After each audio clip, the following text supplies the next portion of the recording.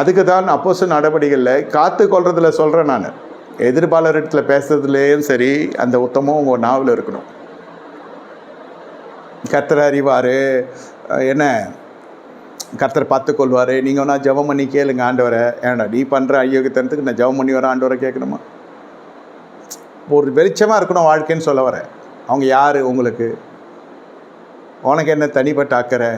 இது மாதிரிலாம் யாரும் கேள்வி கேட்குற அளவுக்கு நடந்து கொள்ளக்கூடாது. அது ஆரம்பத்துலேருந்தே அது ரத்தத்தில் ஊறிடணும். இயேசுவின் ரத்தத்தில் இது ஒரு பகுதி இருக்குது. இயேசுவின் ரத்தத்தினால் கழுவப்பட்டவர்கள் மட்டுமல்ல, பரிசுத்தாவின் முத்தரிக்கப்பட்ட நாம எப்படி இருக்கணும்? உத்தமர்களாக இருக்கணும். என்னையா விதவைகள் பற்றி இப்படியெல்லாம் பேசுகிறீங்க? அப்படி இல்லை.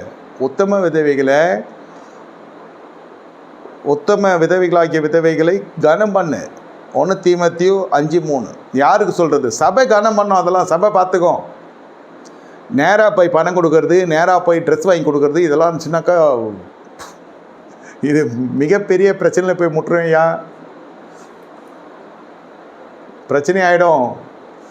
அவள் விதவைக்கு நீங்கள் வந்து உதவி செய்கிறேன்னு போய் வீட்டில் இருக்கிறவளோ அவ்வளோதான், கோர தாண்டவம் ஆகிடுறோம் வீட்டில் நம்ம. அது பசங்களாம் சேர்ந்துட்டாங்களாம் அவ்வளோதான். அதோட எங்களை எல்லாம் பழிக்கிறாங்க, எங்களை தூஷிக்கிறாங்களாம் இல்லை. பண்ணதே ராங் ரூட்டு, போனதே தப்பான ரூட்டு. அதுக்கு தான் அந்த காலத்தில் அந்த பணம் வந்ததும் அப்போஸ்தலர் அபிஷேகம் எழுந்தப்பட்டோன்னு சொன்னாங்க. நாங்கள் தலையிடல. அதில் இதுக்குன்னு கிருபை பெற்றவங்க இருக்கிறாங்க சபையில், அவங்கள எழுப்புறது கர்த்தர் வல்லவர். அவர்களுக்காக ஜெபிப்போம். அப்படி எழுப்பப்பட்ட ஜனங்களுக்குலாம் மொத்த பணத்தை கொடுப்போம். அதுக்குமே அவங்க பார்த்து செய்யட்டும். அதை தான் சொன்ன முதல்ல உத்தமமும். அது ஊழியமாகவே செய்வாங்க சில பேர். அதில் கொஞ்சம் பேராக தனியாக போக மாட்டாங்க. இந்த விதவைகளுக்கு உதவி செய்கிறவங்களாம் குழுவாக போவாங்க.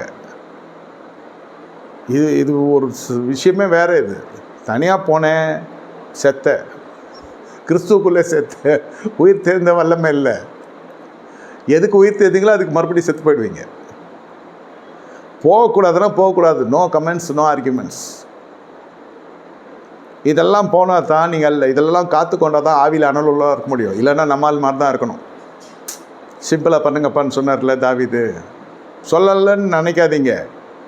நான் மாற்றியெல்லாம் போதிக்கலை. இவ்வளோ பெரிய விஷயம் நடக்குது, எனக்கு என் அனுமதி இல்லாமல் தான் நடக்குமா? அந்த அளவுக்கு என் வீக்னஸ்ஸு ஊரை சுற்றி தெரிஞ்சிருக்குது. கூட இருக்கிறவனுக்கெல்லாம் போகிறதுக்கு முன்னே தாத்தா எதனா சென்ட்டு போகிற நமக்குன்னு என்ன செய்ய முடியும்?